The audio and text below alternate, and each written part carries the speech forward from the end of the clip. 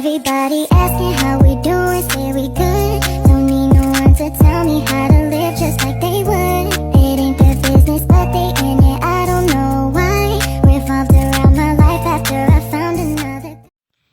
Assalamualaikum warahmatullahi wabarakatuh. Perkenalkan, nama saya Siti Silviani, Prodi PAI semester 1 dengan NIM 0230110085. Di sini saya akan sedikit menjelaskan tentang landasan pendidikan dan hakikat manusia dan pendidikan. Landasan pendidikan adalah seperangkat asumsi yang menjadi dasar pijakan atau titik tolak dalam rangka praktik pendidikan. Landasan pendidikan berkaitan dengan praktik serta kebijakan pendidikan, termasuk analisis kajian kritis. Landasan ini sangat diperlukan karena menjadi tumpuan dasar atau asas konsep sistem pendidikan Indonesia. Pengertian hakikat manusia. Hakikat manusia dalam konsep Islam adalah makhluk yang diciptakan oleh Allah Subhanahu wa Ta'ala yang memiliki berbagai potensi untuk tumbuh berkembang menuju kepada kesempurnaan. Hakikat manusia juga adalah sebagai hamba dan khalifah Allah di bumi yang terdiri dari 3 unsur, yaitu jasmani atau fisik nafsu, akal atau raiso, dan rohani atau psikis roh.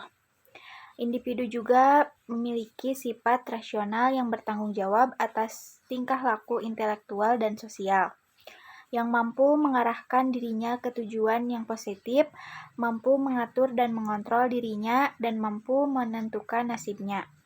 Aspek-aspek hakikat manusia. Yang pertama, manusia sebagai makhluk Tuhan. Kedua, manusia sebagai kesatuan badan roh.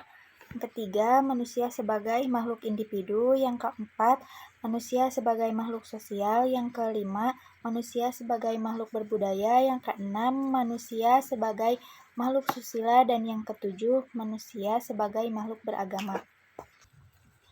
Prinsip-prinsip pendidikan. Yang pertama, prinsip potensialitas.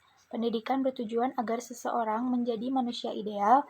Di sisi lain, manusia juga memiliki berbagai potensi, yaitu potensi untuk beriman dan bertakwa kepada Tuhan Yang Maha Esa, potensi untuk mampu berbuat baik, potensi cipta, rasa, karsa, dan potensi karya. Yang kedua, prinsip dinamika. Di pihak lain, manusia memiliki dinamika untuk menjadi manusia ideal. Manusia selalu aktif, ia selalu menginginkan dan mengejar segala hal yang lebih. Ia berupaya untuk mengaktualisasikan dirinya baik dalam rangka interaksi atau komunikasinya, baik secara horizontal maupun vertikal. Yang ketiga, prinsip individualitas. Praktek pendidikan merupakan upaya memfasilitasi manusia yang antara lain diarahkan agar ia mampu menjadi dirinya sendiri. Di pihak lain, manusia adalah individu yang memiliki kediri sendirian, bebas dan aktif berupaya untuk menjadi diri sendiri. Yang keempat, prinsip sosialitas. Pendidikan hakikatnya berlangsung dalam pergaulan antar sesama manusia. Melalui pergaulan tersebut, pengaruh pendidikan disampaikan oleh pendidik dan diterima oleh peserta didik. Yang kelima, prinsip moralitas. Pendidikan bersifat normatif, artinya dilaksanakan berdasarkan sistem norma dan nilai tertentu. Pendidikan dan humanisme. Pendidikan tiada lain adalah humanisasi, upaya memanusiakan manusia. Secara pendidikan, bukan aspek kemampuan berpikir saja, bukan pula aspek kejiwaan, individualitasnya atau dimensi sosialitasnya saja. Sasaran pendidikan hakikatnya adalah manusia sebagai kesatuan yang integrasi. Hakikat manusia dan hubungannya dengan pendidikan.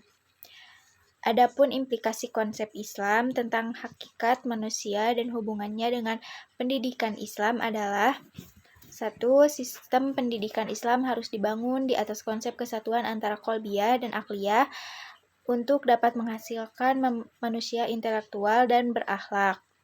Kedua, Islam harus berupaya mengembangkan potensi yang dimiliki manusia secara maksimal sehingga dapat diwujudkan bermuatan hard skill dan soft skill.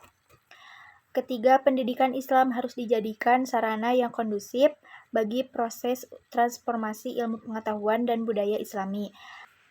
4. Hakikat manusia dan fungsi penciptaannya dalam alam semesta harus sepenuhnya diakomodasikan dalam perumusan teori-teori pendidikan Islam melalui pendekatan kewahyuan, empirik keilmuan, dan rasional filosofis. 5. Proses internalisasi nilai-nilai Islam ke dalam pribadi seseorang harus dapat dipadukan melalui peran individu maupun orang lain atau guru sehingga dapat memperkuat terwujudnya kesatuan pola dan kesatuan tujuan menuju terbentuknya mentalitas insan kamil.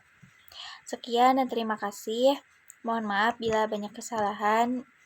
Wassalamualaikum warahmatullahi wabarakatuh.